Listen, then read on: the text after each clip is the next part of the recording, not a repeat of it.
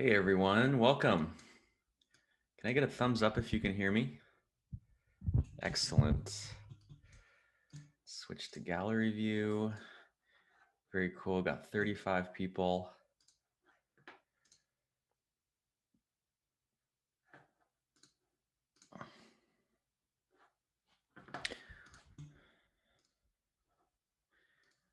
Bethany, I'm making you co-host. Could you please let people in from the waiting room? I don't seem to have my audio.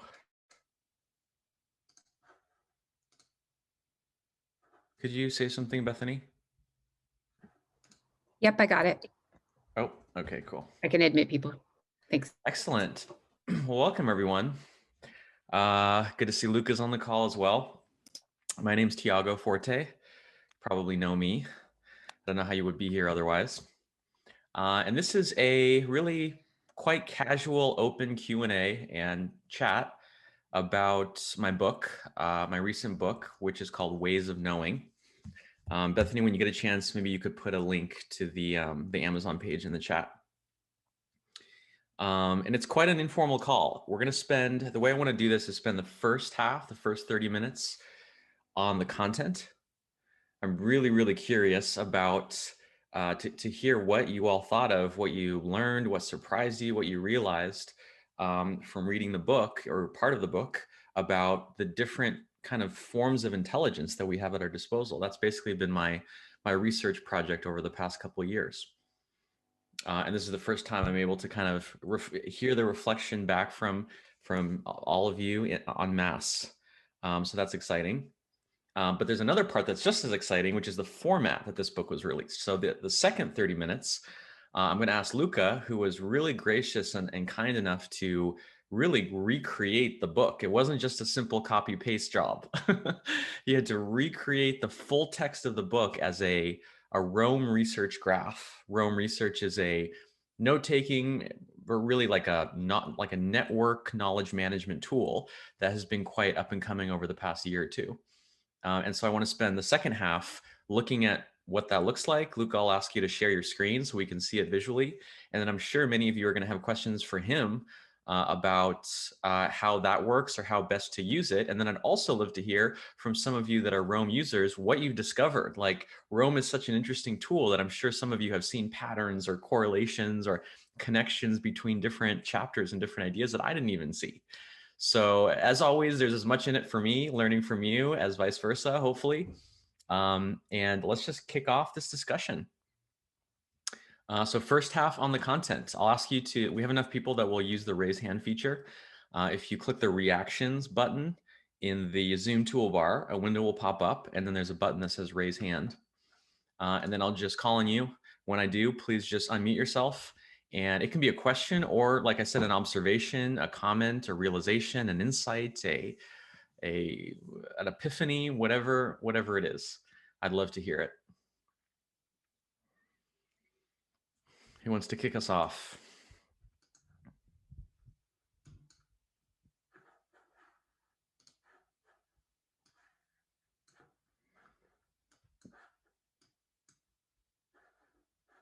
I think, Bethany, that link only went to people in the waiting room, it looks like. You see that? I'll send it to everyone. Yeah. Okay, cool. Okay, George, thank you for your courage. Kick us off. Please unmute yourself. Did you want to, this is not only for people who have read the book. I haven't read it yet, but I'm very experienced with Rome. Let's save Rome questions for the second half. The first half, the first 30 minutes, let's talk about the subject matter. So even if you didn't read the book, maybe you have a question about whether you should read it or what it contains. If you have read the book, it might be some response or some observation about the contents of the chapters themselves is what I'm looking for. What is the basic premise of the book? Yeah, good place to start, right? Yes. The basic premise is that there's more than one way to know something. Mm-hmm. And really, it's a reflection of my personal journey where I was, and still am, very intellect centric. You know, I tend to lead with my intellect. I see things and understand things first through the intellect.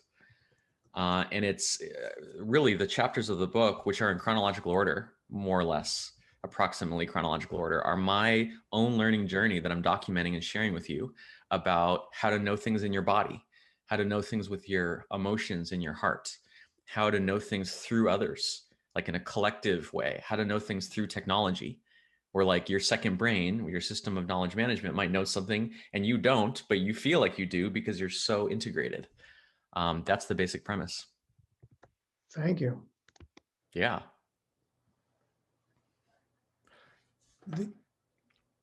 I have noticed that there are basically 5 big, I'm the mind skills guy. I'm not sure if you saw my mind skills stuff, but Oh yeah. yeah, thank you. Uh, there are basically, I've concentrated on 5 areas. I found there are 5 kind of things in your brain. There are your thoughts, your feelings, your memories, past, your imaginings, which are future, and your impulses to action. Mhm. So it's those basic broad 5 things. You could quibble and cut it a little bit differently, but those are, it sounds to me like you were saying we don't only know the cognitive, we know the affective, Mhm. we know through action, we know through dreams, we know through wishes, we know through remembrances. It seemed like from your description, we've been kind of going in the same direction here. That Exactly. the rational thought isn't the only thing, but it doesn't sound like there's the whole camp that abandons, is anti-rational, anti-intellectual, anti-thinking, anti-cognitive. That's just a disaster. Yeah. These people go all on their feelings, and they think the gut, rather than showing us trailheads, the gut is a validation method. Mhm. It is a terrible validation method, but a wonderful, I don't know, trailhead pointing I love thingy. it. So you clearly spent more time thinking about this than me, George. That was Well, so eloquent. Drop a link to your website or what, or your book or whatever in the chat. oh, I would I'm love, sure people might want to look into that, but that's so beautifully said. thank Yeah, you. it's like the question is, how do you become, sometimes it's called post-rational while still Mhm. remaining rational? How do you go beyond the intellect without making the intellect wrong or bad or the enemy? I think that's the I challenge. think your work is going to jibe with my work in that I'm trying to come up with Rome templates Cool. for a lot of this stuff. Now, if you give a way of knowing, now I'm just taking a wild stab, not having read your book, but knowing a great deal of your thinking and following your thinking. If you give a method of how to how to know something emotionally, let's say, how do you know something from your body? Then my hope is we can write a template and you just type in semicolon, semicolon, feeling whatever, and Yeah. boom, a whole bunch of provocative questions, maybe a checklist, maybe a whatever pops up. You custom make it for yourself so you can use the template again, but then you just start filling it out and it begins to give you thoughts and feelings and hopes, wishes, dreams. It triggers a lot of stuff. Whereas before, 2 minutes ago, you didn't know what to do. Yeah. I think that's quite a good entrance to the broader context here, George, which I think might be helpful because I know we're all coming from very different places. Um, the reason I'm interested in ways of knowing, the reason that came up is because of my work on a methodology and an online course and eventually a book called Building a Second Brain. Many of you are probably familiar with that. Yes, Um, yes. I'll drop a link in the chat. But the way that and so building a second brain is part of a much bigger trend, which is sometimes called PKM, personal knowledge management. How does an individual human being actually capitalize on their knowledge? Not just have it be this airy, wispy thing in their head, but something they can document, capture, organize, analyze, understand, and share. The movement is also sometimes called tools for thought. right? Thought until now, until recently, has had to take place in these four walls, which have all sorts of biases and limitations. And now thought is extending beyond our skulls, but it doesn't just extend beyond our skulls, it changes, right? To be very practical, my second brain, which is my system of digital note taking, what I kept noticing over the years is there would be things in there. That's kind of what I mentioned earlier that I know are there, but I don't know the details. I couldn't tell you all the content there, but I know it's there, and it's as if I have it in my own head. So a lot of these chapters in this book that I wrote are me trying to understand, what do we call that? How do we think about it? How do we work in a way where you have access to knowledge that you yourself can't remember in full detail? Right? It's like, Exactly. it's a cybernetic series of principles, sometimes is what it's called, that I think we're just beginning to understand. But yeah, I'd love to hear from Guy or Guy. What do you got?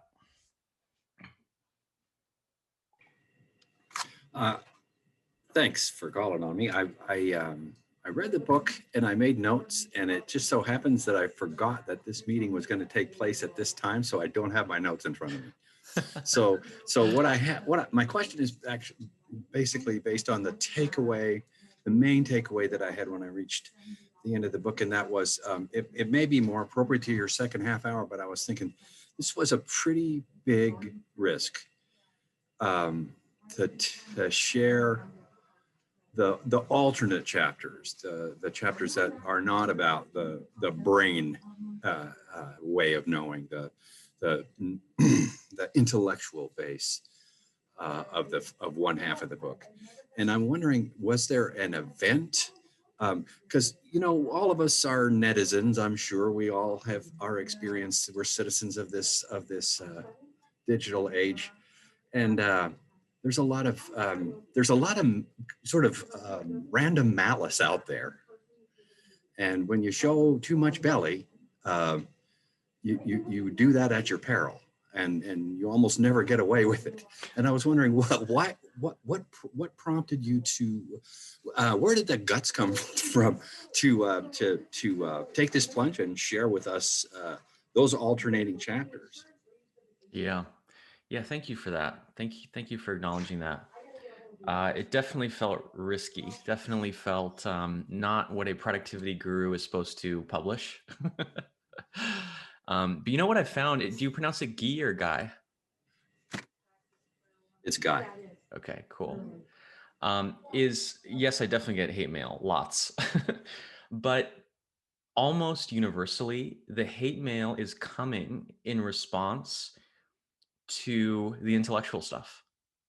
It's really interesting. I think it's, in each piece of content I produce, whether it's a video, a blog post, a tweet storm, whatever, I'm presenting a side of myself, right? And it's when I present the side of cool, efficient, hyper productive guru, I have all the answers, I know everything, that I think it's almost like people feel like that's fair game. When you present yourself as this sort of idealized, productivity automaton, you actually dehumanize yourself. And once you're dehumanized, people just go for it. Whereas to my great shock and surprise, and I was thinking, for a long time the way you were thinking, when I, on the other hand, expose the vulnerable, more human parts of myself where I don't know the answer, where I'm not in control, where I don't know what's going to happen, where I'm just fumbling through the dark, trying to hold on to the parts of my identity as they're disintegrating before my eyes, that is such a humanizing view of myself that people they pull their punches. It's almost like you don't punch someone when they're down, like they're humbling themselves so much, it's like, oh well, I guess there's nothing else for me to do here.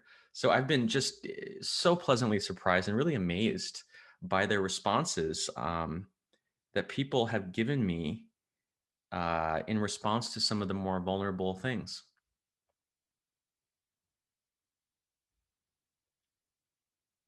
Cool. Thank you, Guy. Appreciate it. Let's see, who else we got here?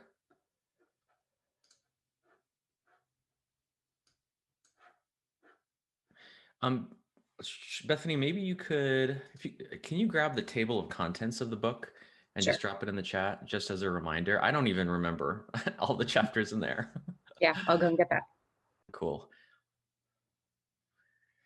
What else? What do you guys got? Could be a question, could be an observation, could be an insight. What did you, I'd just love to hear what you got from this writing.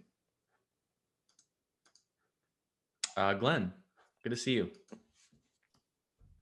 Yeah, I think that last conversation is certainly going to get everybody reading the book that hasn't read it yet. Yeah.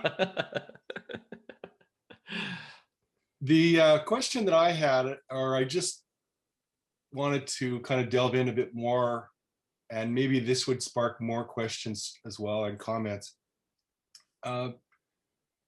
Largely inspired by you, actually, Tiago. One of the things that I've been doing quite a bit is looking at the nature of intelligence and like what is intelligence even. And the thing that surprised me an awful lot is it's very ill-defined. You know, looking for the world's utmost experts that have studied this for many, many years and their predecessors, like this is definitely something that, you know, intellectual people especially would be pretty fascinated by. But from my perspective, when I look at the literature that I've looked at so far, intelligence is, there's not much agreement of what is intelligence. And there's also you know, some theorists that talk about many different types of intelligences that most people don't consider when they use the word. Could you maybe talk a little bit about your own perspective on the broadening of the idea of what intelligence is? And I guess the other thing, my secondary question I'll give you up front is, of course, one of the biggest thing that's happening right now is a lot of talk about artificial intelligence. And what's the place for human intelligence in the world of artificial intelligence? And there seems to be quite a lot of commentators that are basically saying, watch out, humanity, artificial intelligence is going to be better for everything. Yeah. There's nothing that's going to be safe, and nothing is going to be the domain of humans that artificial intelligence can't do better. I don't personally agree with that, but anyways, that's a little bit of a provocation there. Great observations. That's very much at the heart of what I was going after with this book. Yeah, I agree. It's really bizarre. I mean, it's funny. We can't even agree on a definition of life. You know, there's no one, you know, universal scientific definition of life. It's like there's big questions like viruses. Any definition of life that includes viruses, which sure seem to be alive based on, you know, the havoc that they wreak, also seems to include things like crystals, things that have self-organizing properties that we wouldn't consider alive. So if we can't even agree on what is alive, it seems like agreeing on what is intelligent or what intelligence is just hopeless. But I think if it's funny writing this book, I just have more questions than answers. as any great, you know, exploration, as happens with any great exploration, it doesn't really, there's no answers to these things. There's no just like, oh, this is the answer. It's just this sphere of possibilities gets so much larger. And then that sphere has so much more surface area and touches so many new ideas that it's kind of ever expanding. But I think there is something where it's like, if you look at the history of humanity, one way of thinking of it is humans just repeatedly realizing they're not the center of the universe, just over and over and over and over again for hundreds or thousands of years. That's like one way of seeing history, right? I mean, it happened very clearly with Copernicus, with Galileo, like we are literally physically not at the center of the universe. But we didn't learn our lesson that one time. We've kept having to learn it. You know, the discovery of exoplanets. Oh, we're not the only habitable planet. That was another version, right? I have space on my mind because minutes before this, I was just watching the Perseverance rover touchdown. If any of you saw that, it was very exciting. But now we know, like, in terms of the solar system or space, we're not the center of the universe, but we still have that conceit when it comes to intelligence. We still think we are the sole avenue of intelligence in the universe. And I think what we're moving toward, and what I personally have moved toward, is a version of what's sometimes known as the Gaia Hypothesis, GAIA, which is this idea that life is everywhere and therefore intelligence is everywhere. Yes, some of it is in biological organisms who have brains and make decisions, but there is just as much, just a different kind of intelligence in rocks, in gravity, in the physical laws and constants, in matter, and even on the biological side, in our instincts, in our nervous systems, in our soft tissue of our bodies, our muscle memory. There's just it's kind of like we open the door and we realize there's this like crazy cornucopia of intelligence. It's like flavors of food. There's so many little flavors, and there's drinks, and there's desserts, and there's salads, and it's just endless little subtle variations of intelligence. And I think that's so exciting. That's so exciting because we can harness those kinds of intelligence, right? Like that's the thing. This is at a personal level why this is also exciting. Is if you look at your life, for a lot of us, the amount of rational intelligence that we have is our bottleneck, right? Like the amount of attention, like critical attention, looking at things and making analytical decisions. That is what our most scarce resource is attention, critical analytical attention. And so if you know my work, I'm really a fan of the theory of constraints. I have a series on my blog on the theory of constraints. And the theory of constraints is all about you cannot make any improvement until you improve the bottleneck. That the bottleneck is the only thing that matters. Nothing else can get better until you fix the bottleneck. And if the bottleneck is our rational intelligence, and there's many other kinds of intelligence we have access to, ergo, the possibility that suggests is that we just need to access some of those kinds of intelligence, and our potential is just unlimited. There's just truly no ceiling. There's nothing. And the Mars rover is such a great example of this. Like, there's no limit to what humanity can achieve, but we have to learn how to access those kinds of intelligence. That's the thing. Yeah. What do you think, Glenn? Anything to add to that, or have you seen something similar in your own life? And then I'm going to call on Samantha. You there, Glenn? The main comment I wanted to make is maybe it's stirring up the pot to disagree here, but the way you characterize it, that we've underestimated the other types of intelligence. Now I actually kind of think the trend line is that we're underestimating our own intelligence, not that we're not recognizing other ones. Like, that's kind of what I would like to embrace, that the synergistic aspect of embracing all these different forms of intelligence that we're barely recognized. Yeah. But there's so much out there now that's basically just saying, I'm not saying it the same way that the other commentators are, but it's basically, the human race, you're over now. You can retire and let the artificial intelligences of the world take over. And I just find that very ironic in a way, because from the standpoint of the way we're interacting with computers, we've just barely got to the point where we can communicate with them in more human ways, because they were so limited. Their I/O was so limited and even to the near future.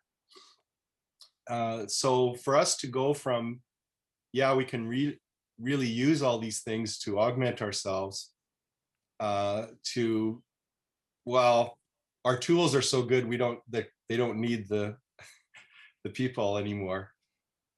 It seems like to me a pretty radical. I'm in total alignment with you. I think what people miss about artificial intelligence, and I forgot this was the second part of your comment, is as long as we still need humans to realize the potential of artificial intelligence, like It's like the more powerful technology gets, the more powerful the humans who operate that technology. It's like the longer the lever, the more it can lift, the more power, the more capability, the more potential that human being that is holding the lever has, because the human being still has to pull down on it, right? Well, I don't know.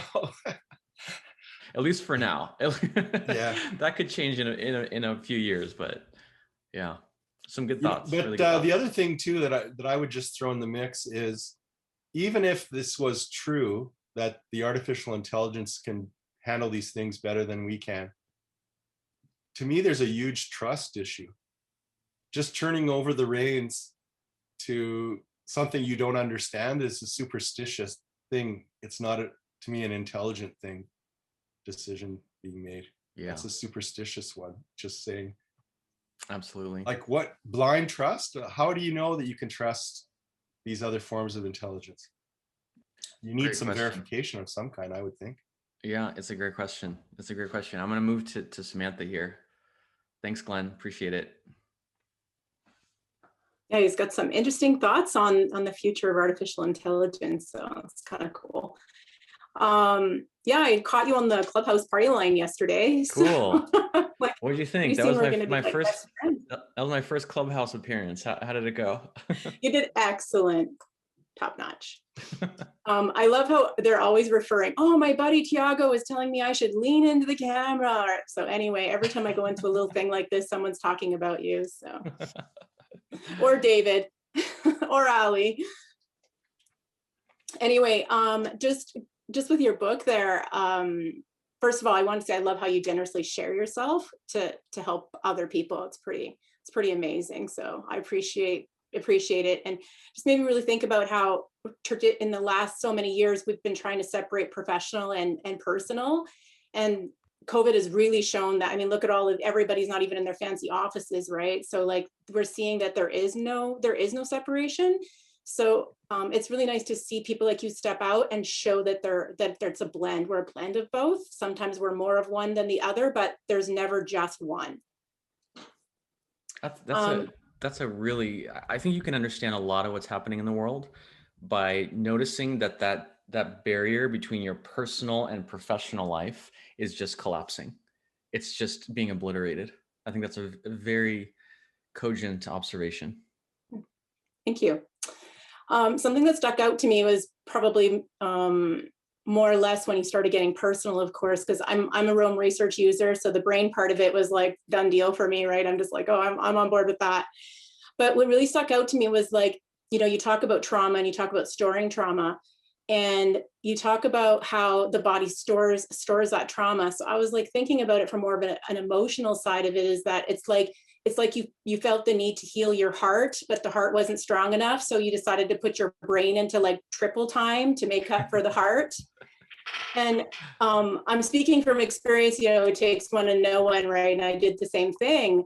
But what's really cool about building a brain that I think people miss out on is, so I got really, really sick when everything my body shut down from everything eventually. And I spent a lot of time in wheelchairs, had to go to the Mayo Clinic. It was crazy. Like, people thought I was dying. The Canadian government actually sent me to the Mayo Clinic because it was just so dire. They didn't even know what to do. So I know what happens when trauma shuts you down. And a few years later, I really want to do my master's. I don't know what was going on there, but I was not in my brain had gone to mush, because it's like muscles. If you don't use your muscles for a long time, then you don't have no strength. So it's like that with your brain. So when you're really sick, especially if you don't use your brain, it starts to go to mush. Anyway, I'll keep it tight. But a year and a half, so I was super sick when I started, but functioning. And as the year and a half went, I got sharper and sharper. Now, some people would say, well, that's because, because a year and a half is a long time. But as I'm aging, I should be going backwards, not better. But after that year and a half, all of a sudden, I remember 6 months before I graduated, and it was like a whole ton of doors in my entire brain opened up like at once. And all of a sudden I can see things in like different dimensions that I couldn't before. And had I not really worked on building my brain for a long time, which is what I think you did too, you worked really, really, really hard. And then boom, it's like those doors just like open and you're like, I can't even believe those doors were locked. I was going down the hallway 20 times and didn't even know it was there. And once you open it, and then when you can't access, it's really frustrating. I don't know if you have that. And you're like, I want this part of my brain right now. And I just can't, that damn door is locked today. I just can't get it. But talking through this really reminded me that, you know, our brain stores, it responds and informs. And so, you know, for you and for us, it ended up being healing for me when the more I built my brain, the more I healed and those doors healed. And now my heart's super good. So I hope yours is in that too. So anyway, that was my observations and kind of what I got out. Oh, here I got a little amen back to you, Alex. That was a really wonderful story, Samantha. I think I could tell by the micro expressions and body language that other people resonated with it. I think that's something that a lot of people experience. I had it described to me one time that you can have a mind awakening, a body awakening, and a heart awakening. And I think often smart people, such as the people who get on Zoom calls to do Q&As about ebooks, you know, us nerds, basically, we have a mind awakening quite young. Even in childhood or in our teens or in college is another one that happens often. And we just have awakening is the best word, where we realize that we don't have to take on the beliefs of everyone around us. We don't have to follow the programming of our childhoods. We can get ideas and sort of be meta about them. We can combine them. We can split them. We can see them from above. And we gain this freedom that is so incredible in the world of ideas, on the world of the intellect. And we go after books and we read philosophy and we take online courses, and it's so much fun. It's such an incredible universe of cool ideas. But I think it's important, or I guess I want those kind of people, which are my people, to also have a heart awakening, which is not guaranteed. A lot of people never have it. There's an equivalent with the heart where you just, it's what you were describing. You open a door in your, it's not even your mind, it's like in your life, and you realize there is an entire world of intuitions and feelings and subconscious instincts and desires that it really is like a whole new room. I love that analogy. And so a lot of what I try to do is sort of incept the smart people from the mind to the heart. And it's funny, the body, I'm just starting on that path. For me, that's like the third step. I'm just starting to really get in touch with, like, to listen to what my body is telling me. But the mind to the heart is so powerful, because that's where all the juice of life is, the enjoyment, the joy, the connection with others, the intimacy. But I know a lot of smart people are turned off by that language, right? They're not going to take, say, a course on transformational energy healing and accessing your inner wisdom, and like you use those words and they're out, they're gone. So I come at it through like engineering and software and like technical language. It's the same stuff. It just appeals to a certain kind of mind, because I guess it just comes down to, I want people to be able to follow the path that I followed, because it feels like a miracle. It feels so lucky. Like there's nothing in life that is going to lead you to a heart awakening by itself. I feel like I won the lottery. Like I was so blessed and fortunate to have just a certain set of people and experiences and courses and events in my life that led me down that path. And so it's not guaranteed. It's not part of the American dream, 5-year plan that most people have. It's something you have to go after. And I guess I see myself as a guide in that seeking. Having a kid will do it. Yeah, that's true. There are some things that give you doorways, that give you access, right? That is very true. Can I just respond to that directly before you move on? Just what you were talking about with heart and mind just made me think of just kind of shooting out in the dark if there's maybe a reason for this, but like in English, the word is like, the word for head of something is the same as like head of the household or head coach or head whatever, is the same as like the head. And so we're all about, the head is the top of everything and the one in charge, I guess. And from a biblical perspective, I don't know if any of you, there's that passage where it's like the man is the head of the household. And so it's, but in English, that's also head honcho, head coach, the boss, whatever. But how I really understand it is back then, I mean, they didn't understand the way the body is that we do either. So, when you cut somebody's head off, they're gone. But we know now that the heart is what keeps the body, everything in the body moving. But I think in the English language, this has held us back, because if I understand it correctly, head is, especially in the Bible, is not a good translation. It should be life source. So, but so it would be like just in a, and hopefully I don't offend anybody here, but just in that context, it's saying the husband, the man, is to be the life source. Well, that's a different way of looking and feeling and taking leadership, if that's what you're going to use. And so when you were talking, it reminded me a lot of that, because life source is like a whole body that I'm using. I'm very expressive, but a whole body, right? But we're so used to thinking of the head. And so maybe if we were able to shift that this is our life source, that we would see like our brain and our mind and our intellectual capacity as more in sync. This is all Descartes' fault. Descartes split us up into little pieces and said, yeah, we're like a modular, robot. But if you just ignore that little segment of history, it's much more integrated. I love that. That's a great observation. I want to move on though. Cliff, I'm sorry. I know you have your hand up, but I know there's a lot of Rome fanatics here. I can sense the repressed energy. Luca, let's get you on. And actually, I mean, how do you want to do this? Do you want to start off by taking questions, or you want to start off by showing stuff? Hello, everyone. Maybe I can start just with showing a couple of things about what people can do with the Rome book, and then can take a few questions. Yeah, actually, could you introduce yourself? Like, what do you do? What is your work? How can people follow you? Stuff like that. Yes. So my name is Luca Dellanna, and I'm an adaptive system researcher. And I'm also the author of 7 books. And I also spent some time doing management consulting. And my books cover a lot of topics. I wrote 1 book on autism. I wrote some books on anti-fragility, some on management, and some on personal growth. Awesome. And how can people find you online? Website, Twitter? Yes, so my website is luca-dellanna.com, and they can find my books on Amazon, on Gumroad, Barnes and Nobles, and a lot of things. And my Twitter is Dellanna Luca. Yes. Bethany, maybe you could find the exact URL people can just click on. Thanks. And Luca, just briefly, how did you come to Rome? What led you to this? What path led you to the role of Rome ebook creator?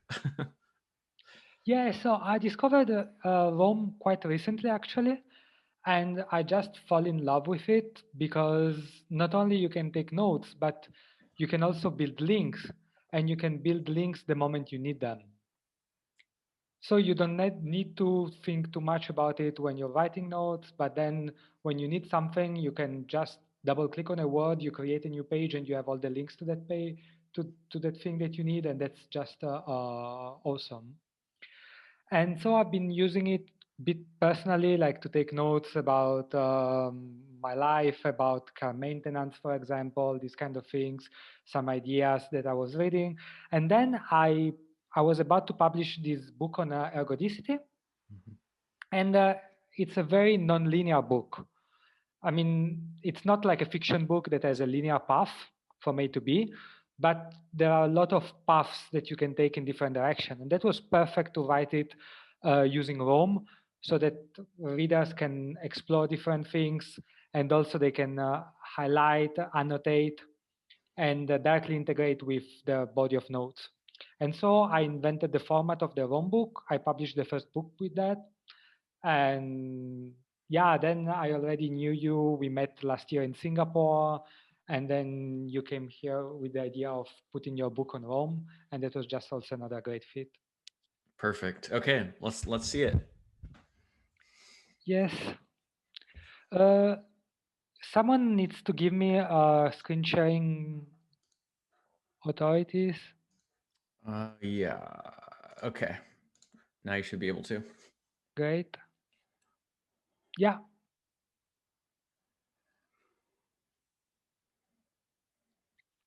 Okay, so you can see it? Yes. Yeah, perfect. So this is a chapter. So right now it looks like kind of like a book, but you can do much more because, for example, you can directly highlight it. You can take notes here. So for example, you can add some text, some note. And then what's really interesting in that is that you can create links and you can tag. So for example, here you have, you're talking about a book. And then here the word book, you can just add an hashtag before that. And it becomes a tag. And then if you click on it, it automatically creates a page with the word book. And then you get all the references to book that you have in your, So here, for example, this one is tagged already as book, but here below automatically, it's adding all parts in which there is the word book. And then, for example, if you just want to select when you are talking about someone else's book, or when you're reading, here, for example, you can just link, and then it becomes a tag tagged itself, and it appears at the top. So you each of those blocks with the light blue background is the paragraph in which the word book is found? Exactly. Okay. And so the nice thing is that you can edit it from here. So for example, here you have another book. Here is talking about Marie Kondo, and here you can tag here. You can directly add the notes here. So for example, here I can type, sorry. Here, for example, I can add the note here. And then if I jump into the chapter here, I will see the notice here. So I'm directly editing the text that I'm seeing.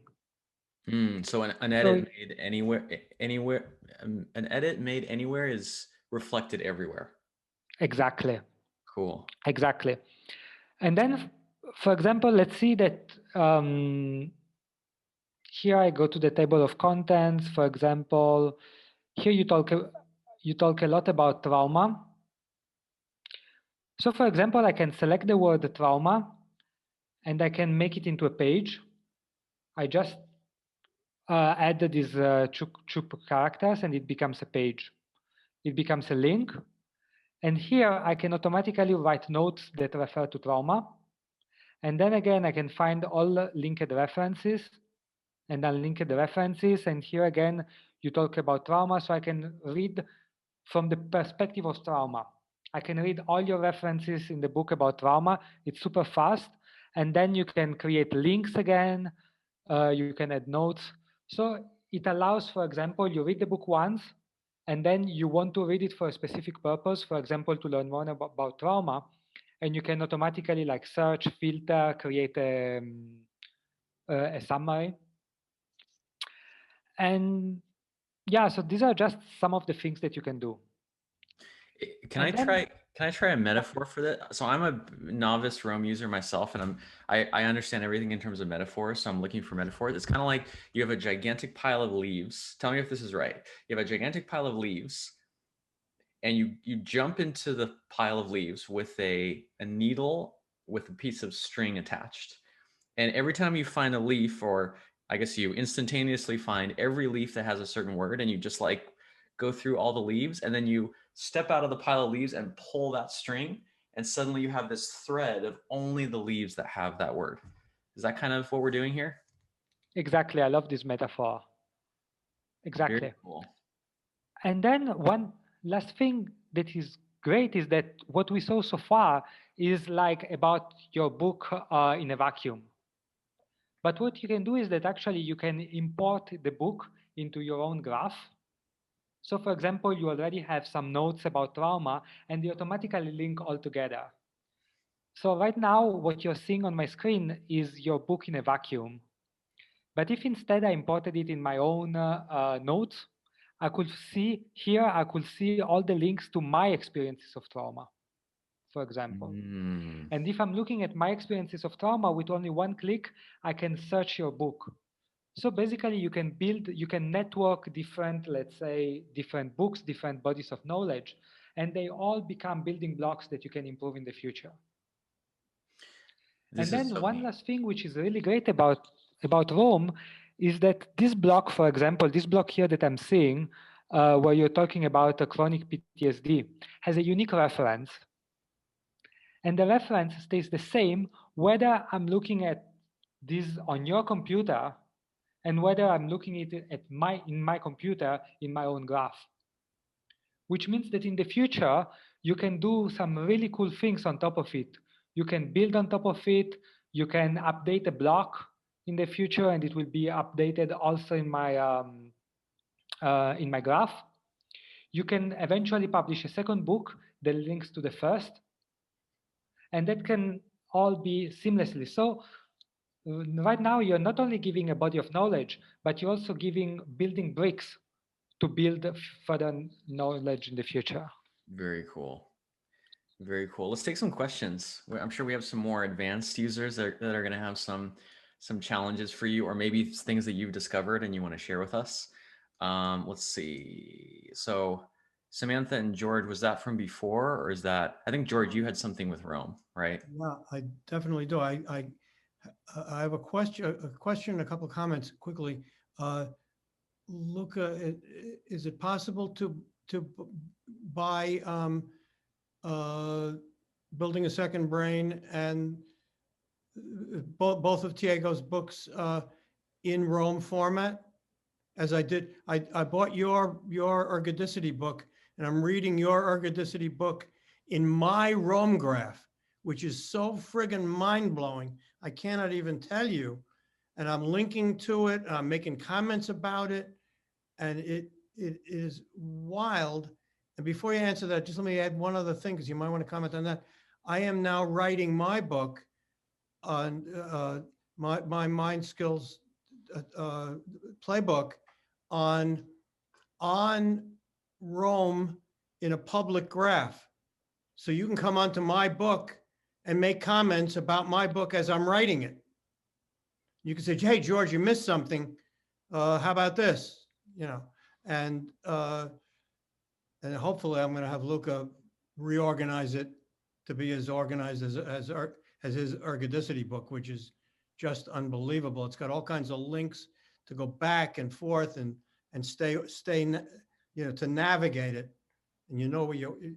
So is it possible to buy Tiago's books in Rome format, the JSON format or whatever it is? Only this one. This is the first time I've done this, but for the future, I don't know. The Building a Second Brain book is not published yet. That still is at least a year away, more than a year away.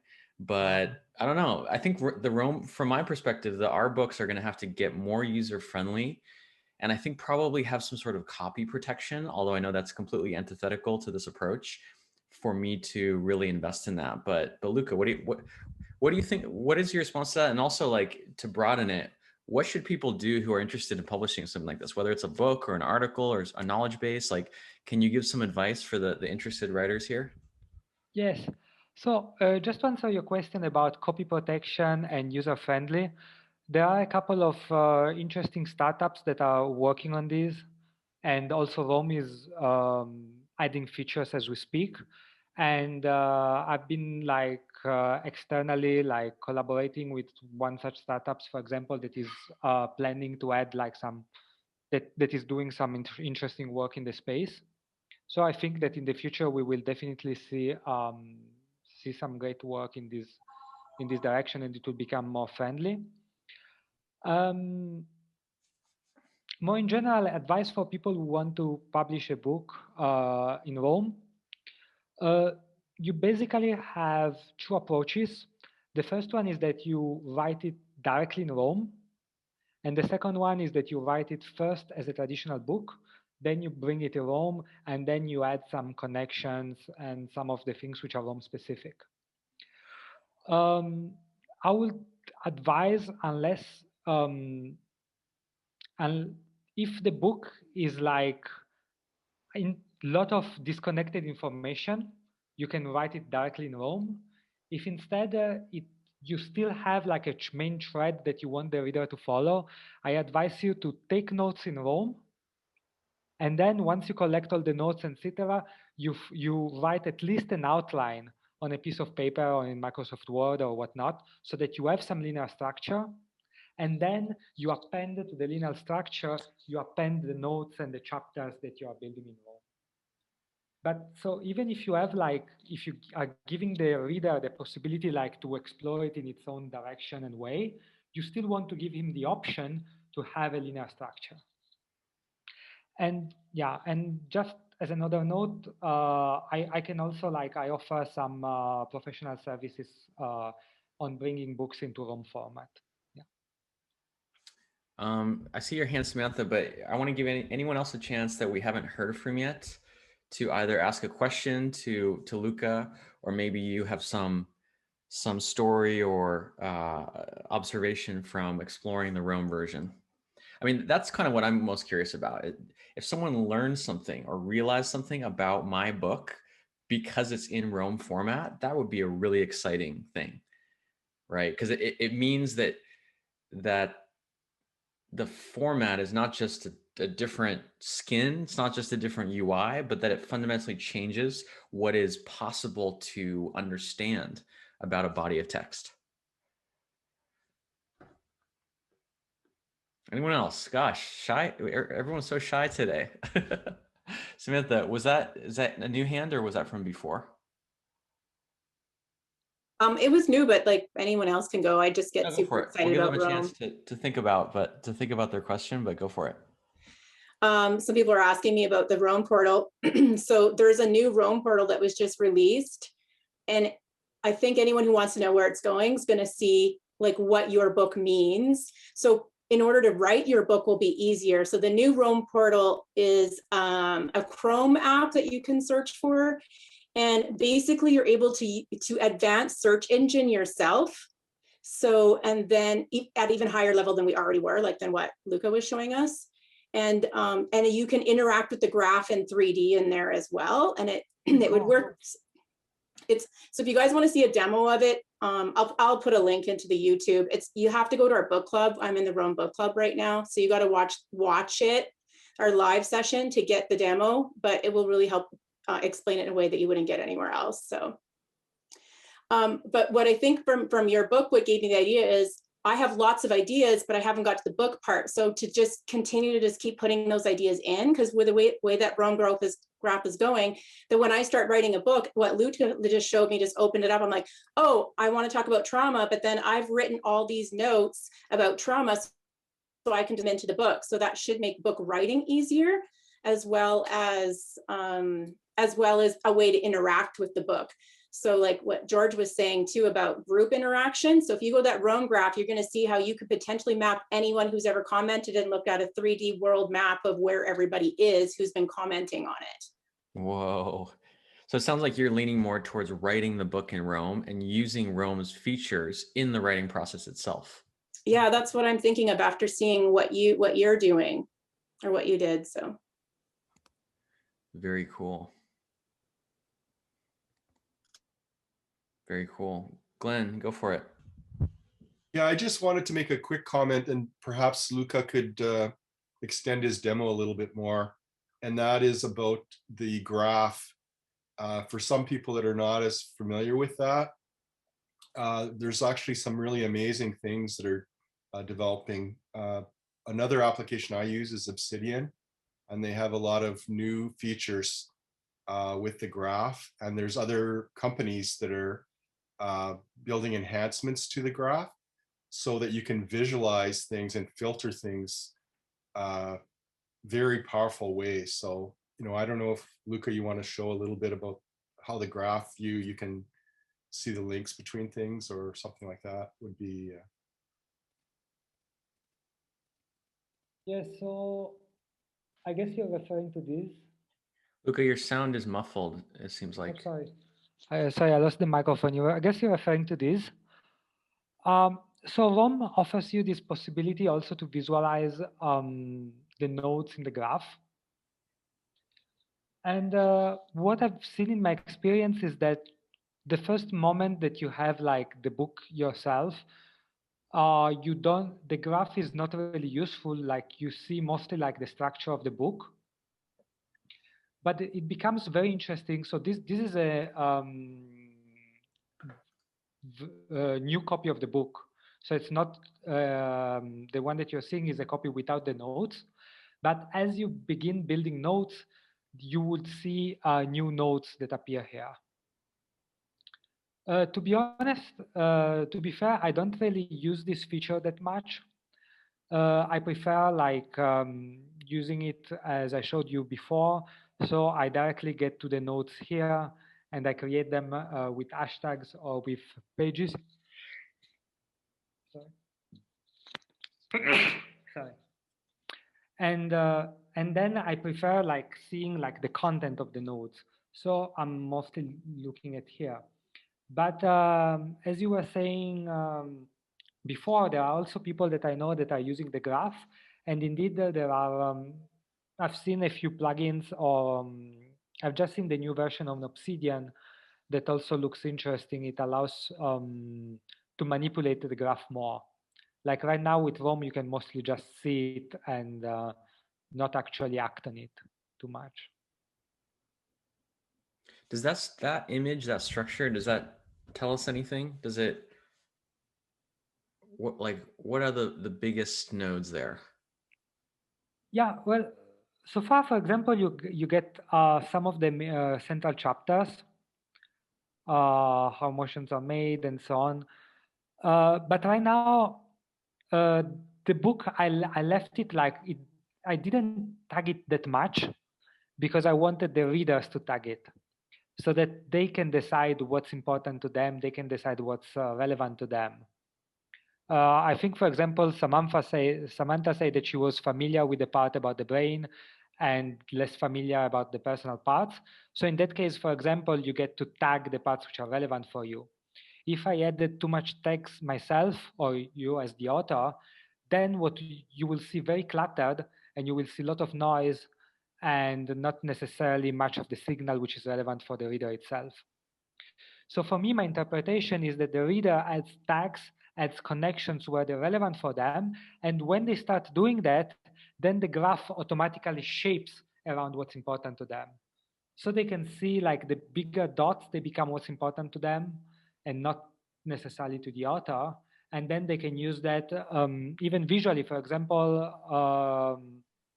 I think Samantha before was saying like she's writing the book like on Rome. So immediately you can see with the size of the dots and the size of the connections, you can already know what are the central themes of your book. You can know which arguments you wrote enough about them or which arguments you want to integrate and things like this. It seems like a lot of the value comes from the reader's interaction. Like you said, tagging, linking, shaping the way that they want to understand the book. Yeah, exactly. That's for me what's the most important. Like like with a traditional book, the author is basically deciding what the reader gets out of it in a way, or at least what the reader can get out of it. Whereas instead, what I find interesting with Rome books and similar mediums is that then they become building blocks. So you're not only giving a body of knowledge, you're giving building blocks, and then the reader can decide what to do out of them. Yeah. That's powerful. Shaping building blocks is another powerful metaphor. Luca, I have a call starting in 1 minute, so I have a hard stop. Do you have a hard stop? Or I can make you the host and you guys could continue this conversation. Yeah, we can continue if you want. Okay. Seems like some more people are starting to raise their hands. It's been great though. This has been super fun. Got to get to the next call, but it's been lovely seeing you all, and thank you for being here. Okay, see you later. I'll make you host, Luca.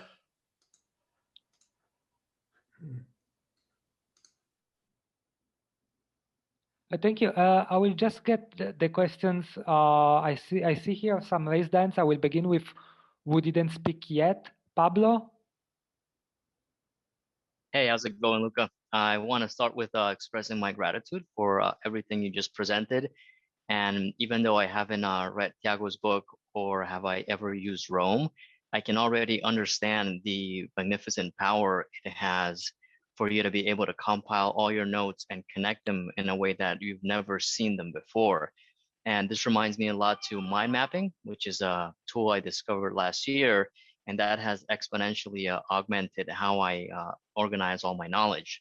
So I feel like a kid in Disney with seeing all the attractions on the horizon and just waiting to be able to get in line and to be able to participate. So yeah, I just had a comment of gratitude for your work, and I'm pretty sure I'll reach out to you in the future once I want to put my writing into some type of Rome format. Great, thank you, Pablo. And just to build on what you said, that I just wanted to show to say that what I showed you today is just how it's my interpretation of Rome and what you can do it and how I'm using it. There are a lot of people that are using it differently, that are building different things. There are a lot of plugins that are being built by the community and that give you superpower. You can put reminders, you can build spaced repetition, for example. Wow. So I didn't add them too much to Tiago's book and to mine because I didn't want to overwhelm new readers. And also because those extensions, you need to trust the person that is building them. But there is so much out there that you can do with these books and with Rome in general, apart from what I showed you tonight. All right, so it gets even better, man. Yeah, thank you. All right, thanks. Samantha?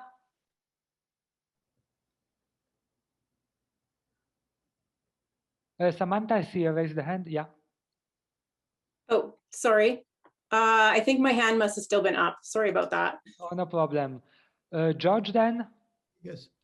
Are you aware of anybody actually building a book in public like I'm trying to do? I'd like to make contact with them. That's a good question. I think that someone messaged me about it. I cannot remember the name. That could have been me. Yeah, I will write to send you an email. 1 second, I just write it down, the to-do. George? Yes. There's quite a few precedents of people that wrote their books through their blog.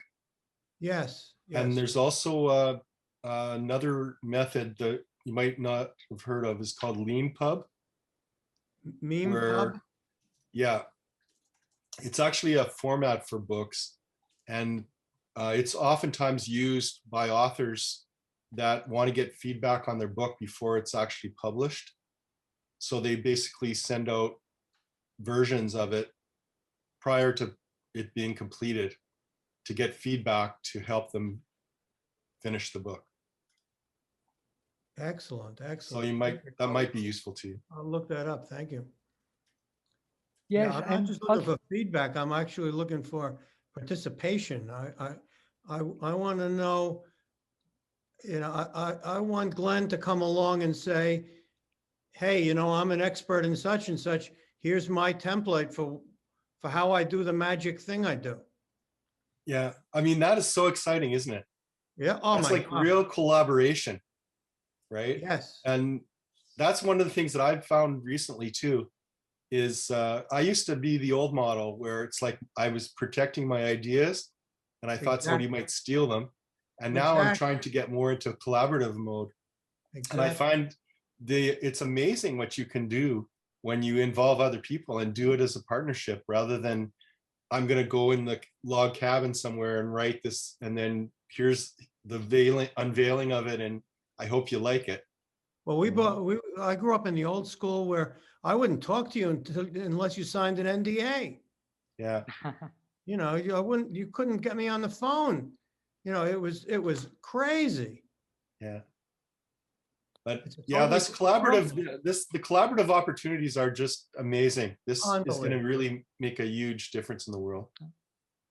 It's a really, the collective mind thing. I always hated the idea, but it's now turned into something that's really, really powerful. Yeah.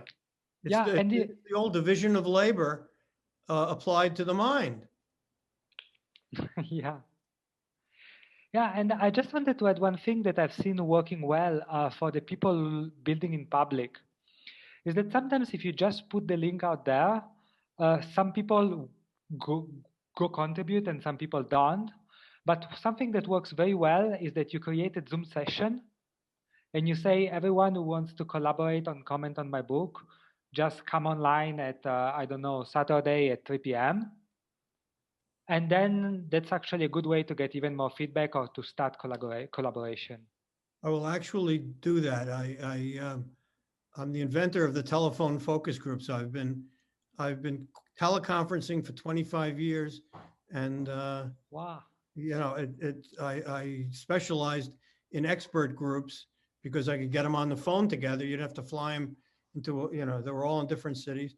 So that is a great solution that was right in front of my nose and I never even saw it. Thank you. That's a great, I will definitely do that. And That you're gonna makes be a the huge first one I difference 'cause- invite, Luca. Yeah. thank you. You can do it I real think- time. It speeds things up a lot rather than sending emails or slow methods of communication. Well, Brandon Toner and I have met a few times on Clubhouse too, like spontaneously, just to talk about Rome. It's just, you know. But I've seen that there is Eric with a raised hand. Yeah, I had this thought the other day, Luca, and I was wondering if you would speak to it. So you said, so you have multiple books written out in Rome. Do you keep those on separate graphs, or do you find that putting them all linked in the same graph gets to a shortage of processing power on Rome's end? Well, I didn't try to put everything in the same graph. All the books and all my personal notes, I keep them on separate graphs. And the reason I'm keeping them on separate graphs is because it makes my writing process more streamlined. Like at any point, I can click on all pages and I can see some data about like how many words there are in each page and how many connections, and that helps me keeping it like balance. And then one thing that I'm doing for my books is that I'm also offering, like, to people who purchase it on Gumroad, I'm also giving them the option to see it in a read-only format. does Rome So I share my graph with them. graphs? Does Rome sell extra graphs? That's a good question. It says that it will soon give an option to upgrade beyond the 3, but we don't know how soon it will come. Great, thank you.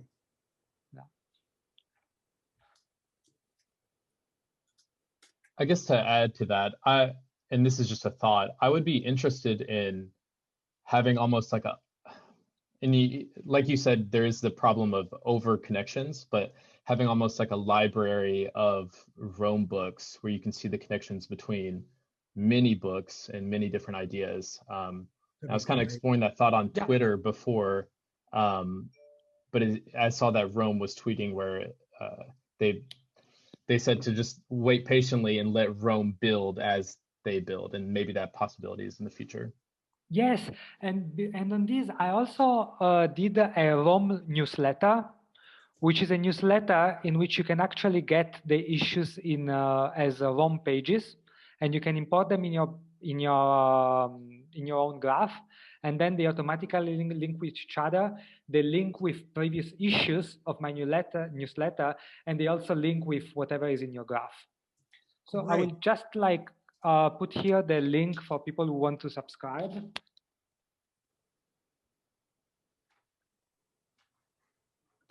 Yeah.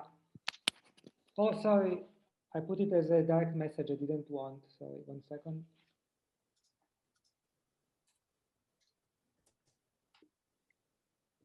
So it's free, and once per month I send a chapter which is actually to be imported in Rome. The next one should be on the 23rd of February. Yeah, and so that's also like something that I hope maybe that more people will do, because that's a great way to build a body of content which is all like interconnected. There was a great question in the chat by Samantha, which is, what's the copyright under this new frontier way of writing books? And I suppose that Samantha was referring to like when you build a book in public and you have people edit your own graph. I'm definitely not a copyright expert. Does anyone have the answer? No. Okay, I see that George has again raised hand. No, that's, not yet, not at the moment. Thanks. Okay.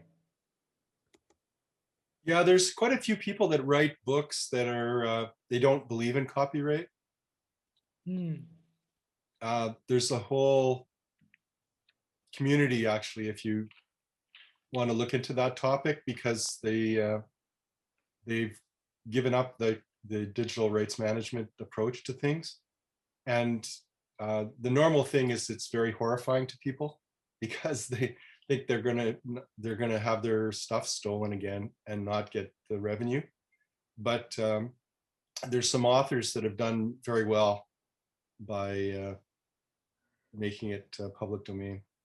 What you do is you don't make a lot of money from a book anyway. You make money from consulting.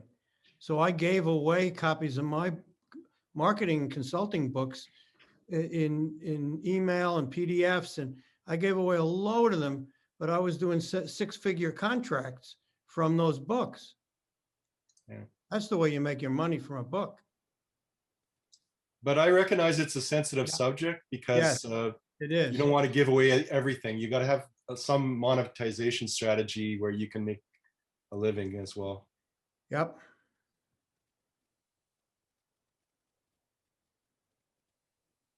I will drop in the notes my URL.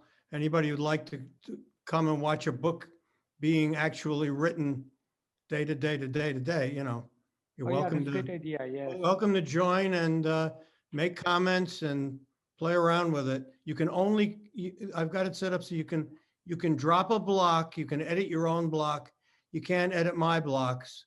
And then I quickly turn that off for a second. And if I want to zap one of your blocks or edit one of your blocks, I turn that off quickly, edit it, and then quickly turn that back on again. I don't think Rome has a one-way thing where the other people are restricted, but you're not, like an administrative thing. I don't think they have that. I wish they did. No. But I'll drop it in.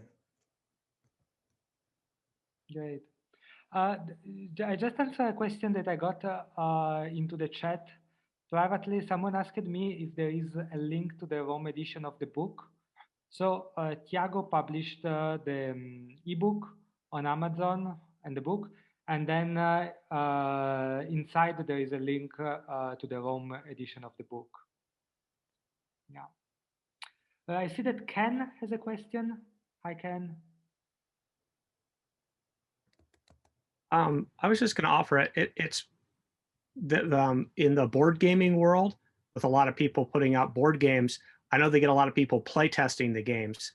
And so obviously, I mean, maybe each person doing that is going to follow it differently. I mean, maybe it's following the old NDA model, but I'll notice when I've seen some board games that they'll acknowledge all the play testers or people who really helped with the rules or whatever. So there's still kind of a, you know, the original owner of the idea of, you know, of the board game, but they're acknowledging all the people who like participated in the creative process. So, I mean, I'm just,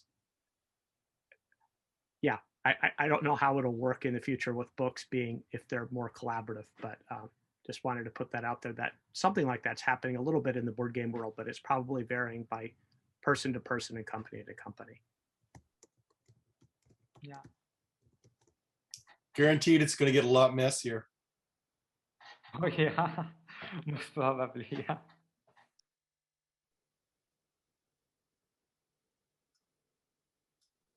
Is there any other question? I see George, Ken still raised hands. Oh, sorry. Oh no, okay. Okay, then I guess that if no one has any more questions, we can wrap it up. Yeah. Thank you so much for sticking your neck out and vulnerability and all that. It's just, you know, really thank you. Well, thank you, everyone. And also thank you so much to Tiago for organizing that. Thank you, everyone. Bye. Bye-bye.